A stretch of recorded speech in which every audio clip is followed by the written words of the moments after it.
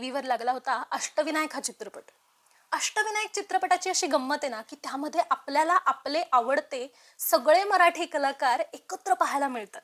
आणि त्यामध्ये सुद्धा एक सर्वात मोठी पर्वणी होती, ती म्हणजे डॉक्टर वसंतराव देशपांडे यांना पाहणं, त्यांचा अभिनय पाहणं, त्यांच्या गाण्यासोबतच त्यांना पाहणं ही सुद्धा पर्वणी असायची. कारण माहिती का, तो होता रेडिओचा जमाना.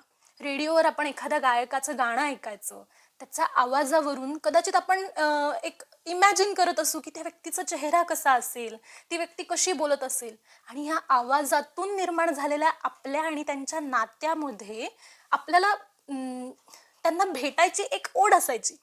आणि ती या अशा चित्रपटांच्या माध्यमातून पूर्ण व्हायची. त्याचप्रमाणे जसं नवरा माझा नवसाचा हा चित्रपट आला, त्यावेळेस सोनू निगम यांनी त्यात काम केलं होतं. तुम्हाला विश्वास नाही बसणार, मी लहानपणी उन्हाळ्याच्या सुट्टीमध्ये दररोज नवरा माझा नवसाचा या चित्रपटाची सीडी आणायचे आणि मी रोज सोनू निगम यांची एंट्री पाहायचे, एक्झिट पाहायचे, पूर्ण चित्रपटाचं पारायण करायचे. खरंच सांगते, आता इंस्टाग्रामच्या या दुनियेमध्ये आपल्याला हे सगळे कलाकार खूप जवळ आलेत असं वाटतं, पण त्यावेळेस त्यांना भेटण्याची ओढ, त्यांना पाहण्याची ओढ ही खरी चित्रपटातूनच पूर्ण व्हायची.